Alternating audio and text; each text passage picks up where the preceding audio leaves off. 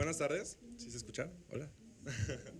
Ok, primero que nada, bienvenidos a esta edición de Los Lectores Presentan. Me presento, mi nombre es Diego Guerrero. Mi nombre es Estefanía Razo. Bueno, yo soy Luna. Mi nombre es Andrea Elizabeth. Ok, y nos encontramos aquí para presentar El funeral de Lolita, de la autora Luna Miguel. Voy a empezar leyéndoles la contraportada para que se den una idea más o menos de este maravilloso libro. No sé ni siquiera si estás viva, pero tenía que decírtelo. Roberto ha fallecido esta mañana. Dice el mensaje de Rocío, una antigua compañera de instituto, y el corazón de Elena da un vuelco. Igual que el día en que advirtió que se había enamorado de su profesor de literatura, ya se escucha, de su profesor de literatura. Elena conoce la muerte. Ha perdido a sus padres en circunstancias muy distintas, pero la de Roberto agitará todos sus fantasmas. En el tanatorio la espera Rocío, a quien Elena entregó hace muchos años su diario, pero también Laura, la viuda de Roberto, que insiste en invitarla a su casa. Vamos a comenzar dando nuestros puntos de vista personales de cada uno de los presentadores, de los lectores. Si gustas comenzar. Gracias.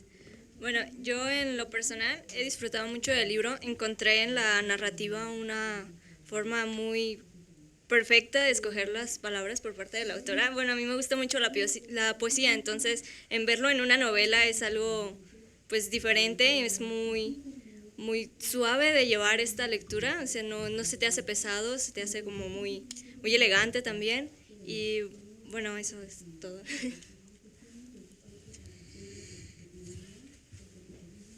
Bueno, en mi perspectiva, el funeral de Lolita, usualmente si no se tiene conocimiento de la palabra o del tema, pensarías que se trata de una persona llamada Lola, que se muere. Y no, en realidad hace referencia pues a una Lolita, una adolescente de entre 15 y 16 años, que es físicamente atractiva para hombres adultos de entre 30 a 40 años. Es aquí cuando se vuelve un poco escabrosa la historia. La historia trata más que nada del pasado de esta Lolita. Actualmente tiene 30 años, pero lucha con todo lo que le sucedió en el instituto cuando tenía 15 años, que se envolvió con su profesor de 39. Y tiene esta lucha interna de si lo que hizo estuvo bien, estuvo mal. Primero inicia como una historia de deseo entre ambos, pero termina en una historia de horror. De horror porque te das cuenta de todo lo que sufrió Elena, la protagonista, mientras tuvo esta relación medio macabra con su profesor. Ah, Me gusta mucho este tipo de lectura. Usualmente yo estoy acostumbrado a la típica novela policíaca, cliché, pero este tipo de novela es muy buena por el hecho de cómo está escrita. Está escrita similar a la poesía, eso le da mucho sabor a la lectura. Aparte, no tiene un desarrollo innecesario de los personajes. Los personajes solo se desarrollan hasta donde es necesario y ya. De lo que sí siento que hay mucho desarrollo es de las sensaciones, los colores, los sabores. Algo que me fascinó, que me gustó mucho, es que el personaje principal, Elena, dice que clasifica a las personas por sabores. Su madre sabe a maíz, su amiga sabe a leche. Es algo confuso, pero me sentí un poco identificado porque al menos yo siento que varias personas tendemos a relacionar al menos olores con cosas, lugares o situaciones. Como en esta época cuando la gente dice huele a Navidad, pero ¿a qué huele la Navidad? O sea, sientes un olor de lo que da el frío, honestamente no sé qué sea, pero dices huele a Navidad, lo correlacionas. Y es algo con lo que me sentí bastante identificado. También desde el inicio suelo utilizar muchas metáforas, juega con eso y es algo muy frustrante, honestamente. A veces siendo honesto, te dan ganas de arrojar el libro porque te frustra, pero Pasó. a la vez siento que es muy bueno porque si un libro no te hace sentir, aunque sea algo bueno o algo malo, realmente no sirve de nada. Y créanme que el funeral de Lolita, pues les va a hacer sentir muchas cosas, honestamente. Y creo que es todo. Gracias. A mí en lo personal me dio un muy buen sabor de boca este libro por el cambio igualmente, por el cambio de tipo de escritura. Estoy también muy acostumbrado a terror, misterio, que están narrados totalmente diferente. La forma en que está narrado este libro de verdad me dejó un muy buen sabor de boca. Para mí personalmente se me hizo un balance muy bueno entre la forma en que alguien lidia con los duelos y la forma en que a la vez los duelos te traen muchísimas memorias y cómo pues esperarías que esa persona, o sea, decirle algunas cosas a esa persona. También me llegó mucho, o sea, no me llegó mucho, pero sí me identifiqué mucho igualmente el hecho de la clasificación de personas. Siento que fue un toque muy inteligente y muy diferente, que es algo que personalmente busco en un libro, el hecho de que algo sea diferente, que no sea como todo es igual o ya he leído como esa historia antes, no, da una historia muy diferente y es un punto de vista totalmente diferente a la forma en que se viven los duelos. Y otra cosa que me quedó muy plasmada es lo mucho que te hace sentir este libro. De verdad, te hace sentir muchas cosas, te impacta, te alegra, te entristece, te confunde, todo a la vez. Y también eso es algo que busco mucho en un libro, como que te quedes con el ¿qué? ¿Saben? Bueno, a mí me encantó el libro, de verdad. Me gustó mucho en sí la estructura de los capítulos cortos porque lo acabas rápido, como que avanzas y avanzas y avanzas y avanzas. Y lo que más me gustó fue el diario de Elena, que es el capítulo más largo, que era como de, y no se ha acabado, pero no querías que se acabara. Yo tampoco conocía el término Lolita, también creí que se iba a tratar de el funeral de Lolita, literal. Pero ya, ajá, yo decía como de, ¿y dónde está Lolita? ¿Y dónde aparece Lolita? Y ya continuando, ya descubrías por qué Lolita. A mí me provocó en el capítulo 4, donde Elena empieza a hacerse sus listas y listas y listas de preguntas, mucha frustración, mucha frustración, que yo llegué con mis amigos y les dije, no voy a poder terminar de leer el libro. No sé si termine de leer el libro, pero lo dejé un tiempo, dije como de que ahorita no es mi tiempo de leer el libro, después lo continúo y lo terminé en una sentada prácticamente, entonces fue muy gratificante y de verdad sí te causa muchos conflictos de que, por ejemplo, en el diario que te quedas de, y ya pasó esto, y ya pasó esto otro, y no dejas de sorprenderte con cada tragedia que le puede pasar a Elena. Ostras. Sí, bueno, muchísimas gracias, chicos. Creo que yo también tuve ganas de tirarlo mientras lo escribía. Varias veces, de hecho, quería tirarlo y destrozarlo y demás, porque creo que fue muy, muy complejo poner voz a una persona que se ha sugerido, pero no se ha dicho verdaderamente. Tampoco es que la protagonista lo diga tan claramente, pero es muy difícil ponerle voz a una persona que ha sido violada a los 15 años, ¿no? por un profesor del que ella estaba enamorada.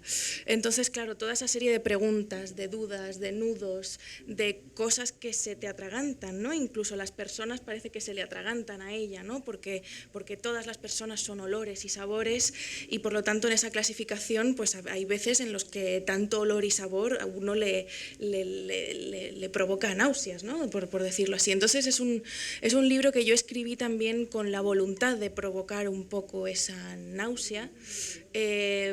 Una náusea que a veces surgía de la risa o, como decías tú, de la tristeza o de la indignación, ¿no? Por ver cómo cómo toda esa historia de Elena le iba llevando a un lugar en el que ella en verdad no quería estar, ¿no? Entonces me ha gustado escuchar vuestras lecturas honestas con respecto a esas sensaciones y esas dudas, porque yo verdaderamente pienso que todas esas sensaciones, yo pienso que a Elena le hubiese gustado tirar su vida a la basura muchas veces.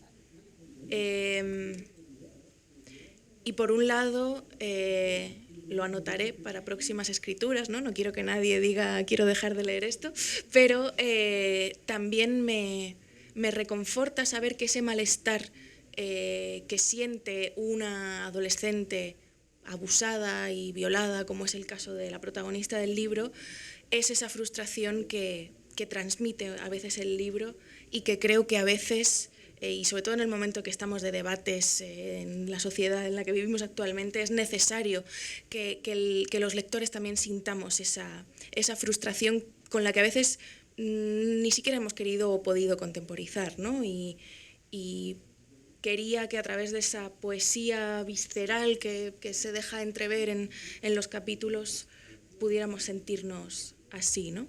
Así que agradezco mucho vuestras lecturas. Muchas gracias. Ahora vamos a continuar con una serie de preguntas que tenemos preparada a la mesa para usted. ¿Sí gusta comenzar, Andrea? Podéis llamarme de tú, que no pasa nada, por favor. ¿Cuál fue el motivo o inspiración para escoger este tema en particular? Porque puede sonar complicado. Sí. Y si querías causar algún impacto en los lectores. Sí, evidentemente uno escribe queriendo impactar, ¿no? O queriendo provocar sensaciones, y esta historia no es gratuita. A mí siempre me ha interesado el tema de las lolitas, no de las mujeres que se llaman Lola con diminutivo, sino de las ninfulas también se llaman, ¿no? O simplemente de esas niñas abusadas que están constantemente en la historia de la literatura, ¿no? Que es el rapto de Helena de Troya, sino el rapto es sinónimo de violación y rapto, ¿no? Y raptar a una persona, ¿no? Y de llevársela en contra de su voluntad, ¿no? Entonces, ¿qué son todas esas historias de la mitología, ¿no? Sino mujeres muy jóvenes que apenas han empezado a ser mujeres violentadas, ¿no? En su libertad. Entonces, siempre ha sido un tema que me ha interesado mucho literariamente. A los 13 años empecé a leer a Nabokov y seguí leyendo a otras y otros autores que han tratado temas parecidos, ¿no? De relaciones amorosas desiguales, donde no se sabe dónde empieza el amor y dónde empieza una historia más turbulenta, ¿no? Y me ha interesado no tampoco de manera gratuita, sino porque yo misma he sufrido esas violencias de muy joven, ¿no? Y una en la literatura busca respuestas, leo compulsivamente, si me duele un dedo busco libros que hablen sobre dolor de dedo, si mi madre tiene una enfermedad busco libros que hablen sobre esa enfermedad, es decir, la bibliografía me ayuda a sobrevivir, y entonces en este caso leer y escribir sobre lolitas me ha ayudado sinceramente a, bueno, pues no sé, avanzar, ¿no? Como a Elena le ayudan a avanzar otras cosas. Y de ahí la elección del tema, ¿no? Para una primera novela quería que fuera algo que me importara mucho, ¿no? Si no, no me habría lanzado a escribir, al trabajo durísimo de escribir una novela.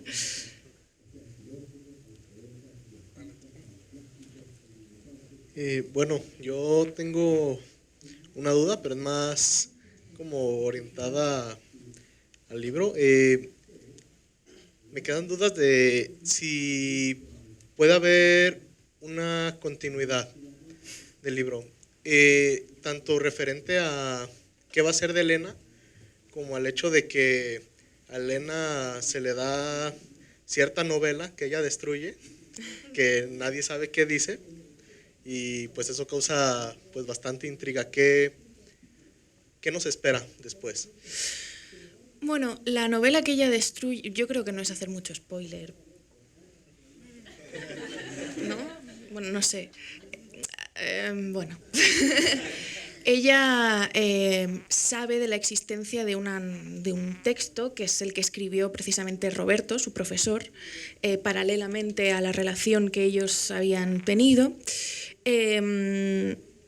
Y yo opté por no darle voz a ese hombre, porque creo que la literatura ya está, como he explicado antes, ya estaba llena. Ya tenemos a Humbert Humbert contando Lolita en la Lolita de Nabokov, ¿no? Ya tenemos la historia del abusador, ya tenemos la historia del violador, ya tenemos la historia contada por esa parte, ¿no? de la historia, ¿no? Entonces sentí, mientras escribía, yo empecé a escribir el diario. Cuando empecé a escribir el diario no quería que fuera el de Elena, sino el de Roberto. Es decir, yo intenté escribir con la voz del abusador, pero me di cuenta, revisando libros y revisando bibliografía, de que, joder, ya no sabemos la voz de él, necesitamos la voz de ella. Y por eso decidí no escribir su parte, ¿no? Y que fuera una duda su parte, porque en realidad su parte la puedes leer en cualquier otro sitio, ¿no? Incluso, por desgracia, la puedes ver en las noticias todos los días, la otra parte. Por otro lado, sobre la posible continuidad de Elena, a mí también me han entrado ganas de continuar con ese personaje. Yo creo que no me voy a desprender nunca de él realmente. De hecho, ahora estoy escribiendo mi segunda novela. No tiene nada que ver temáticamente, pero también ocurre en Barcelona.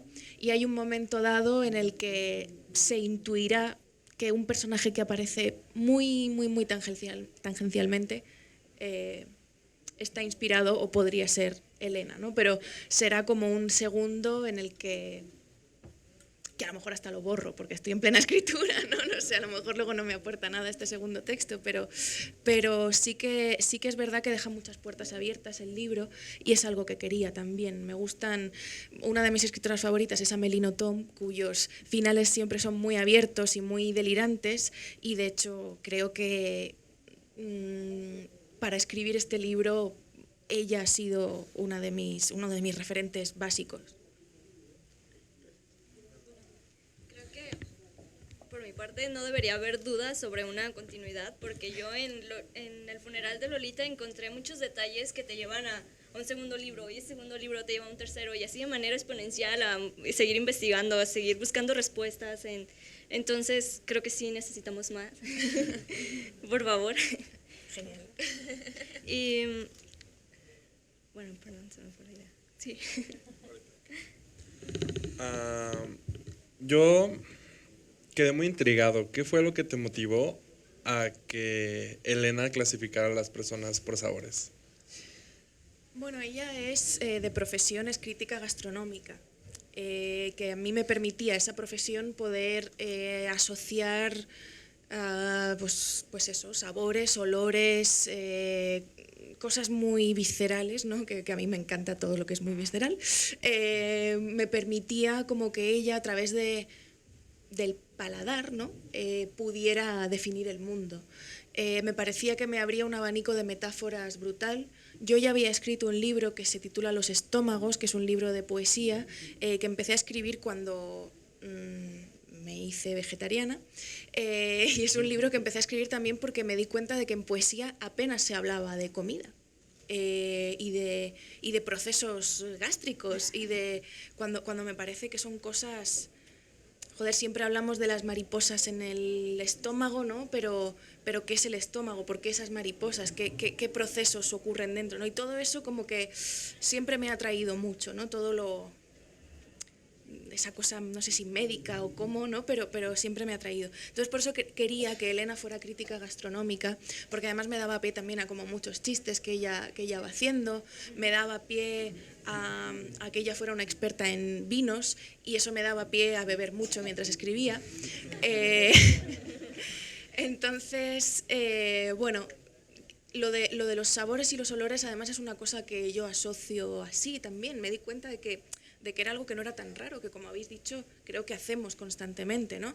Yo perdí a mi madre hace 5 años y el otro día me teñí el pelo porque tenía muchas canas, y entonces fui y me compré un champú especial para gente con el pelo teñido. Y entonces me di cuenta, yo no recordaba que ese era el champú que ella usaba, y de repente ese olor fue como ¡guau! Ese olor me ha provocado más el puto olor de un champú para gente que se tiñe las canas. Me había despertado un mundo de sensaciones, de recuerdos y de lágrimas, incluso mientras me duchaba yo, por favor, más que a veces hasta algún poema que me gusta mucho, ¿no? Entonces fue curioso, ¿no? Cómo sí, cómo creo que a veces desaprovechamos algunos sentidos. La literatura se basa... En la literatura hay mucha imagen, el sentido más evidente es el oído por el ritmo y la vista por la propia lectura, ¿no? Y por las imágenes que creamos. Y yo creo que en mi literatura, o una de las cosas que quiero lograr con mi literatura, es que haya otros sentidos, que esté el olor, que esté el sabor y que esté el tacto. Ok, ahora que mencionas lo del cabello, pues he recordado que tiene un papel muy importante en la novela.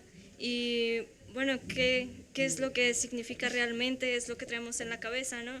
Y cómo Elena, lo primero que veía en un hombre era su cabello. Me sentí muy identificada con eso. Sí. Sí, no, todo vino de una casualidad. A mí ahora, porque me he peinado mucho rato antes de venir aquí, pero se me enreda el pelo muy fácilmente, ¿no? Entonces, siempre tengo un enredón en algún sitio, o sea, siempre, y es como, o sea, muy, a veces voy a la peluquería solo, por favor, peinadme y quitarme esto de la cabeza, ¿no?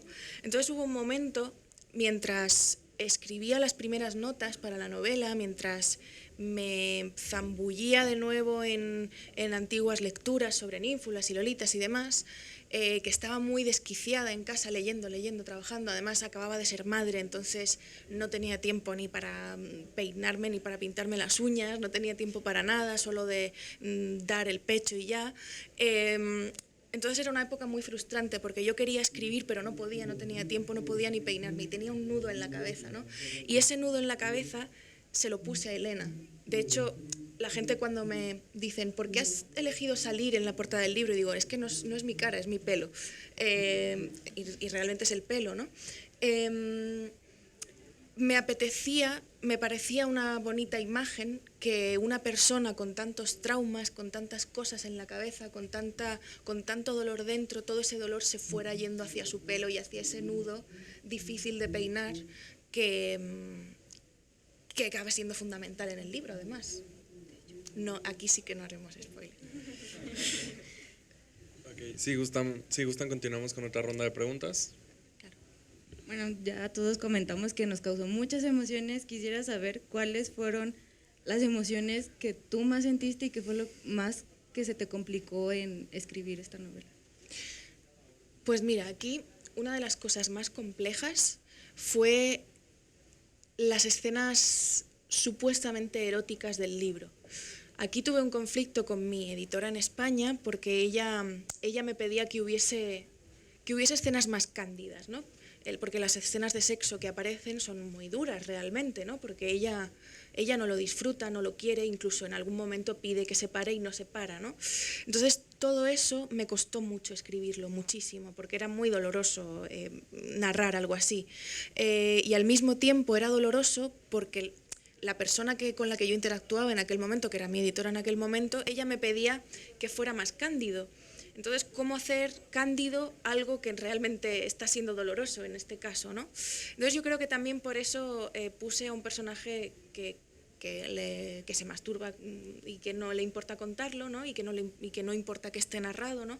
Para contrarrestar a lo mejor todas esas escenas sexuales dolorosas y llevarlas y poder hacer que ella sintiera placer. Bueno, ella siente placer a través del gusto, ¿no? Es decir, ella no necesita tener sexo de ninguna manera para sentir placer, ya tiene el gusto, ¿no? Ya tiene su vino, ya tiene los platos que degusta y de los que habla en la revista en la que trabaja, ¿no? Entonces, creo que lo más difícil, lo más complejo a la hora de escribir la novela fue precisamente calibrar las sensaciones a este respecto, ¿no? en este tema. Bueno, a mí me acaba de surgir una duda. Por el tipo de tema que se aborda en la novela, ¿a qué clase de público se lo recomendarías que leyera? Me gustaría decir que a hombres mayores de 30, pero mi público siempre son mujeres menores de 30. O mujeres en general, ¿no? Me lee una mayoría de mujeres. En Instagram sabéis que se pueden ver las estadísticas, ¿no? De quien te sigue, es un 82% de mujeres. Entonces yo siempre creo que mi público es principalmente femenino, ¿no? Pero me gustaría que se igualara, sinceramente, porque creo que los temas que trato deberían importarle a un abanico más amplio, ¿no? de la sociedad, ¿no? Pero es verdad que en un plano egoísta, y digo egoísta porque también uno escribe para sí mismo, al fin y al cabo, muchas veces, en un plano egoísta pensaba en qué hubiese querido leer yo a los 15 años. Dónde me hubiese querido ver reconocida y dónde hubiese querido ver mis propios dramas y traumas. Entonces sí, ojalá chicas de instituto lean esto y se sientan acompañadas.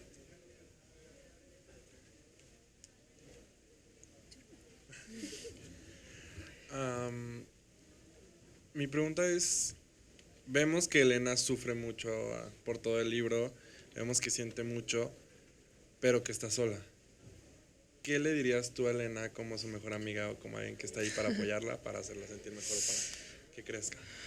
Bueno, ella yo creo que quiere estar sola a veces, ¿no? Tiene algunas amigas, de hecho, claro, la novela pasa en 3 días, tampoco le da tiempo a interactuar con demasiadas personas porque ella está viajando sola realmente. Pero yo creo que sí. Bueno, yo creo que no sería amiga de Elena porque realmente me cae un poco mal a rato. O sea, ya he aprendido a decir, Dios, eres insoportable, ¿no? Todo el rato con tus dramas y demás, ¿no?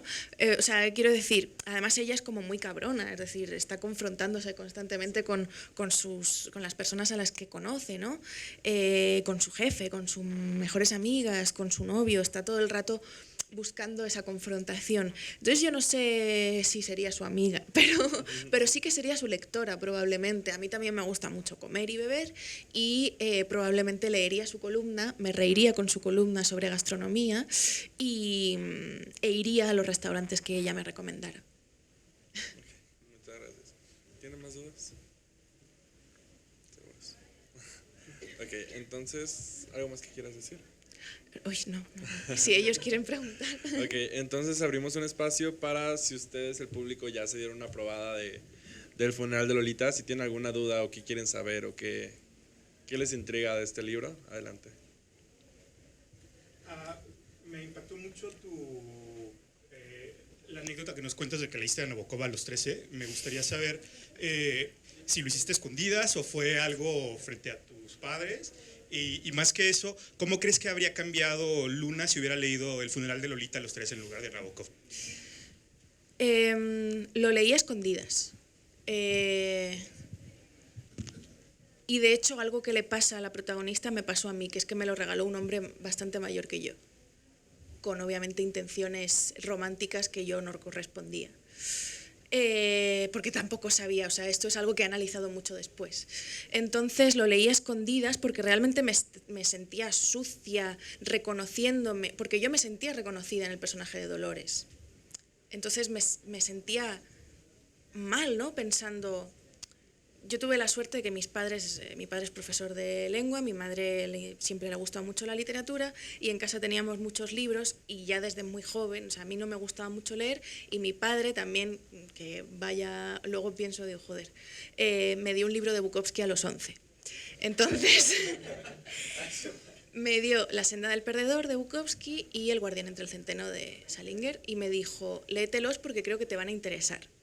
Y evidentemente me interesaron y desde entonces leo compulsivamente y escribo compulsivamente. Pero a mí me pasó que leyendo esos libros, eran libros en que los protagonistas son chicos que tenían más o menos mi edad, entre los 15 y los... Bueno, chicos jóvenes que tenían vidas apasionantes. les pasaba de todo, hablaban de sexo sin tapujos y sin que eso fuera un tabú, se relacionaban con todo tipo de gente, salían de casa hasta altas horas de la noche, cosa que era rarísimo que una chica de mi edad o un poco más mayor. Bueno, a mí mis padres no me dejaban salir hasta los 17, era como, ¡buah! Entonces, claro, de repente yo me encontraba con personajes masculinos en los que yo me reconocía, pero había cosas en las que no me reconocía porque yo no tenía la libertad que ellos tenían, incluso aunque fueran libros escritos muchísimo antes de que yo naciera. Y por eso, cuando descubrí Lolita, en esas circunstancias, dije, ostras, esto es lo que le depara a una chica que protagoniza un libro, ¿no? Que, joder, su nombre es el título del libro, ¿no? Debería ser la protagonista, aunque no lo es. El protagonista es él, ¿no? Entonces me pasaba que no me sentía reconocida porque decía, joder, se muere a los 16. Las vírgenes suicidas, pues son vírgenes suicidas. Lolita la violan y se muere muy joven. Y de repente empecé a leer libros buscando personajes femeninos adolescentes en los que el final era, yo no quiero ser como esas chicas, yo no quiero que me violen y me maten. Entonces, esa fue mi primera frustración a la hora de entrar en el mundo de la literatura y darme cuenta de que los personajes masculinos tenían una libertad que era la que yo deseaba, que yo quería ser un personaje masculino. Y entonces ahí decidí, creo, que tal vez inconscientemente, que mi vida como escritora tenía que ayudar a que los personajes femeninos no fueran como los que a mí me habían llegado, ¿no? y los que a mí me habían formado como lectora. Entonces, ¿qué habría pasado si yo hubiese leído algo parecido al funeral de Lolita? Quizá me habría sentido reconfortada, ¿no? Y habría tenido menos miedo de hablar de ciertas cosas hasta casi cumplir 30 años. ¿Alguna otra duda?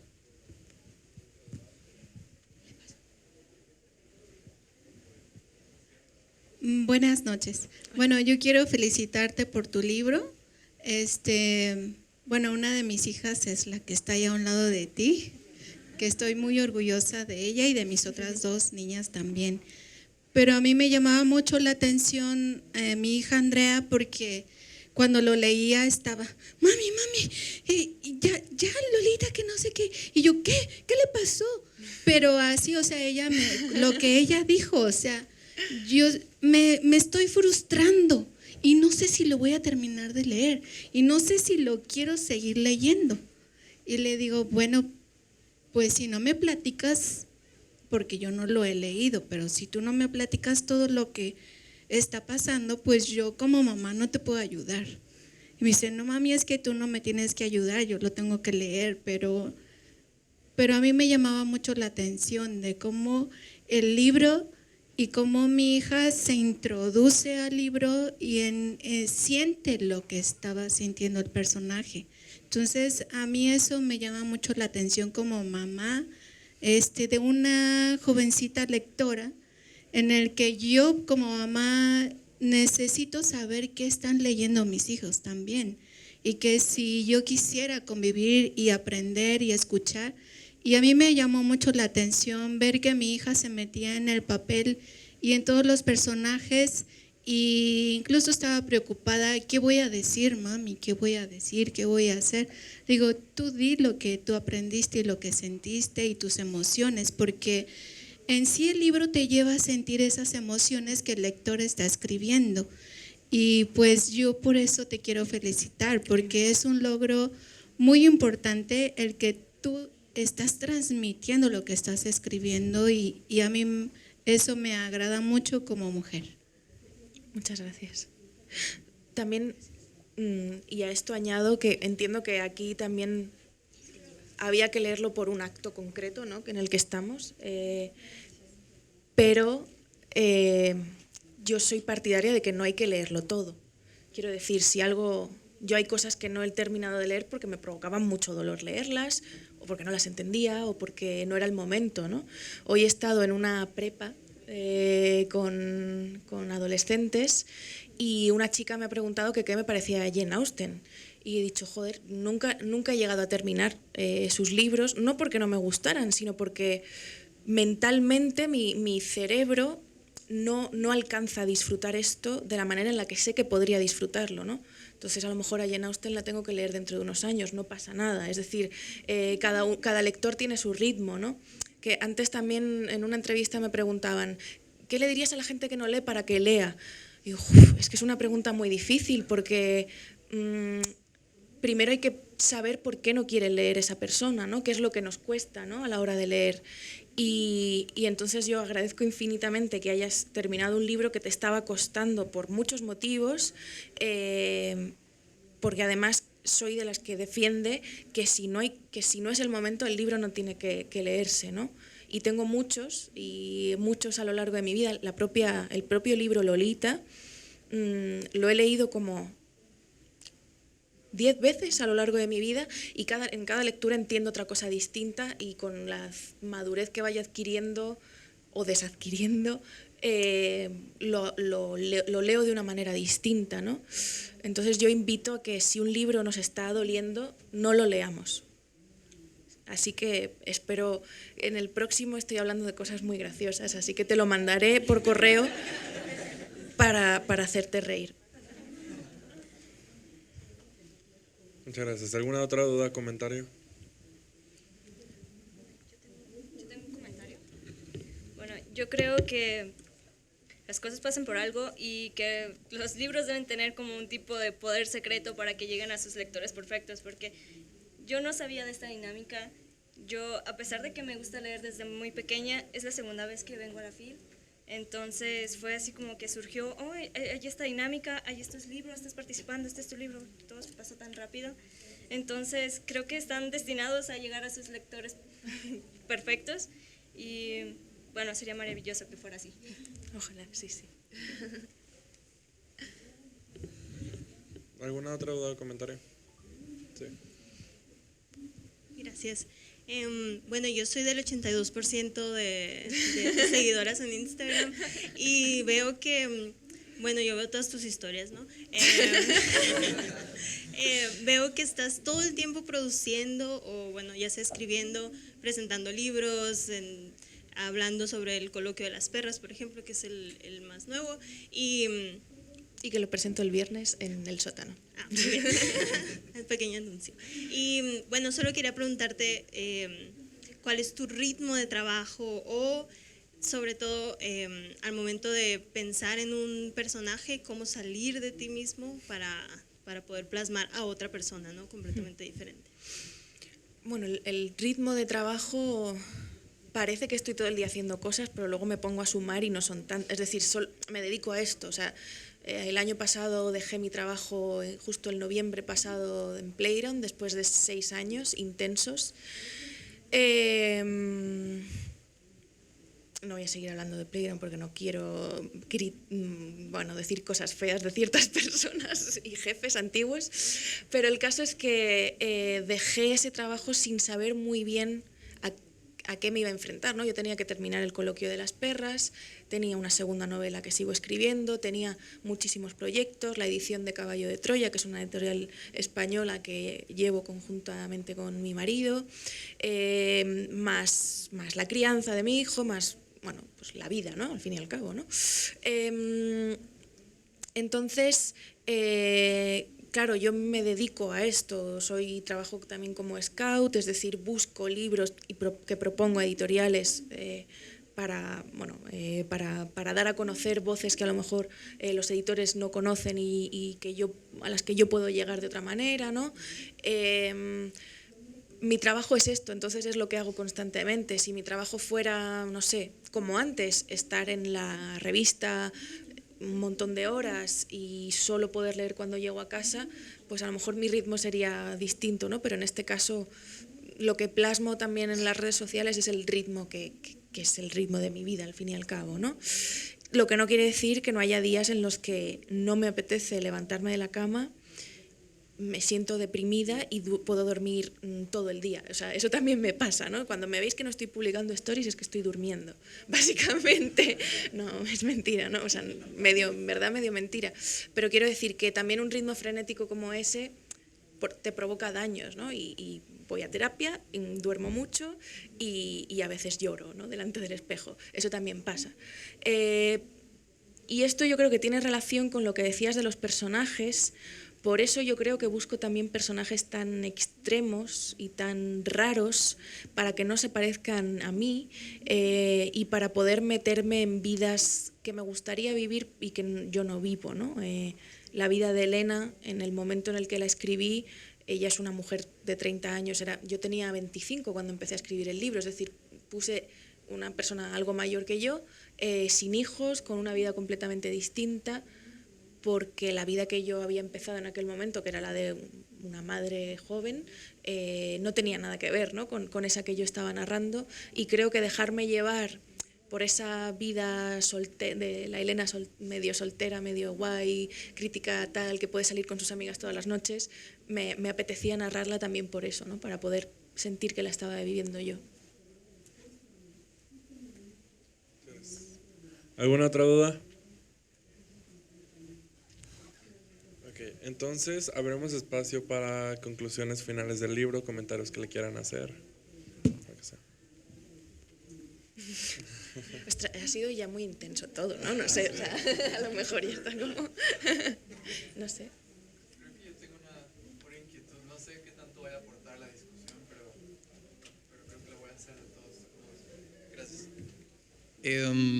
Me quedaba pensando en estos como ejercicios de representación que estábamos comentando hace rato, ¿no? De cómo un autor hombre le da voz a una muchacha y la construye y genera una especie de arquetipo, ¿no? Que él mismo ha tomado prestado a otros autores hombres antes y que a su vez también él como que le pasa la estafeta, ¿no? A otros autores después. Y nos contabas de eso, de cómo te diste cuenta de que eso estaba sucediendo por mucho tiempo, ¿no? Por siglos. ¿Hubo algún momento en el que tú te diste cuenta de lo contrario, de que alguien estaba haciendo algo como lo que tú hiciste en este texto, como subvertir justo ese ejercicio de representación y como darle voz o representar, permitirle como al subalterno, al que no tiene voz, sí, de pronto representarse? O si hay algún coleguita en el presente que está haciendo algo parecido a lo que tú haces. Sí, bueno, hay muchísimos ejemplos. No sé, pienso aquí en México tenéis a Fernanda Melchor, ¿no? que creo que es una escritora que aviva voces bastante pisoteadas, ¿no? Yo qué sé, pienso en España también está Cristina Morales con Lectura Fácil, que es el premio que ganó el Herralde el año pasado, que es una pasada. Además, hablando de voces pisoteadas, ella escoge a 3 personas con distintas discapacidades, grados de discapacidad, amigas que descubren el feminismo. Entonces, la premisa ya es interesante, ¿no? Personas además discapacitadas, ¿no? Que son ya lo que ocultamos, ¿no? en esta sociedad. No sé, pienso en Somos luces abismales de Carolina Sanín, que es una escritora colombiana que publica literatura Random House, que es increíble también, hablando de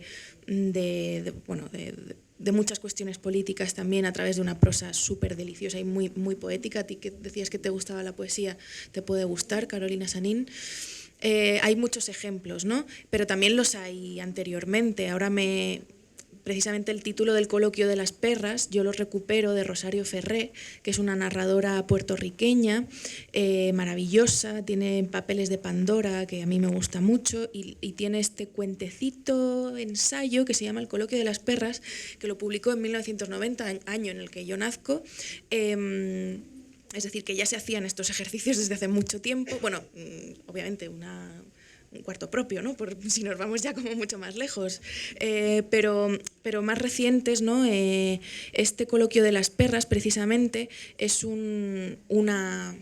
ella pone a 2 perras a charlar, como los perros de Cervantes, y esas 2 perras se ponen a analizar lo que los machos de la generación, bueno, del boom, habían escrito, ¿no?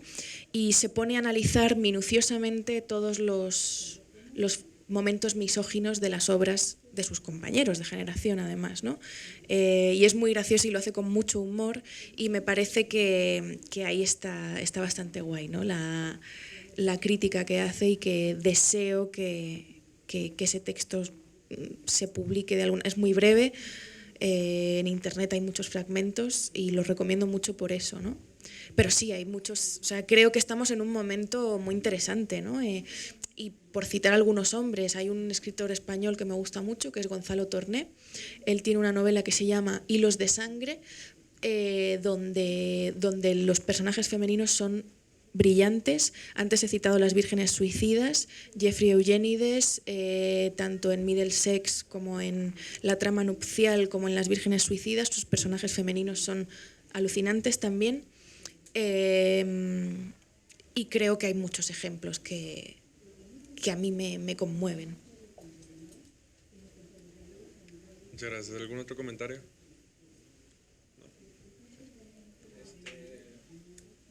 Bueno, al momento de usted de estar escribiendo el libro, ¿no sintió como el deseo de, bueno, yo no he leído el libro, ¿no sintió como el deseo de hacer como justicia para Lolita? Bueno, hay un amigo, un escritor de Barcelona, periodista, que se llama Eudald Espluga, cuyo nombre recupero para un personaje, Eudald, precisamente, que es un nombre muy catalán. Él, al presentar el libro en Barcelona, me dijo que y una cosa en la que yo no había reparado, que es el título del libro, El funeral de Lolita, que ya era en cierto modo una imagen, según él, que me pareció muy guay, ¿no? Y que lo recupero, que realmente no es un funeral al uso, ¿no? No es que haya una imagen, ¿no? De un funeral. Hay otros funerales en el libro, pero no el de Lolita propiamente dicha. Creo que es el hecho de ella poder darse cuenta de lo que le ha pasado y poder intentar hacerse justicia a sí misma también, ¿no? La protagonista, cuando la Lolita muere. Y además, cuando el abusador muere, ella muere también como Lolita. Es decir, cuando el hombre que abusó de ella ya no existe, deja de existir su imagen como Lolita, ¿no? Y me pareció muy guay esa lectura, mejor que el libro incluso, y se lo agradezco mucho a Eudald por haber visto eso, ¿no? Porque en cierto modo sí que es una manera de hacerle justicia al personaje. Okay, entonces, ahora sí, por el tiempo, abrimos espacio para conclusiones. ¿Gustan comenzar? Bueno, nada más, repasando, pese a de que pues es una lectura en ocasiones fuerte, realmente si tienen la oportunidad, pues dense una chance de leer El funeral de Lolita, hagan el esfuerzo, porque pues sí se necesita un esfuerzo para terminar la lectura, hagan un esfuerzo para poder analizar todos los temas que aborda, de verdad que vale la pena cada letra.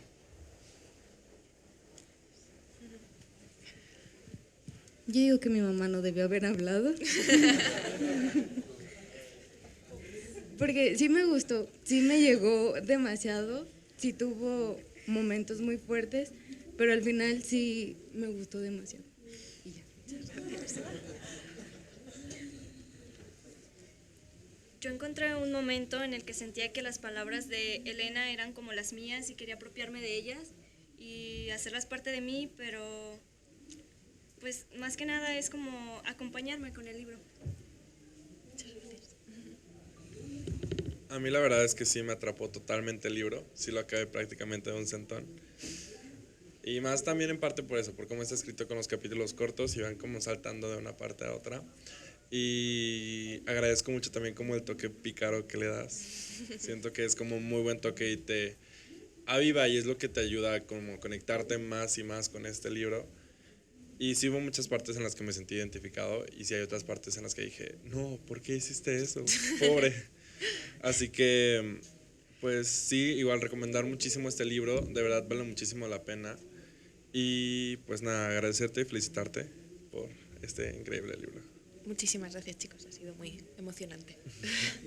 ¿Algo más que quieras dar?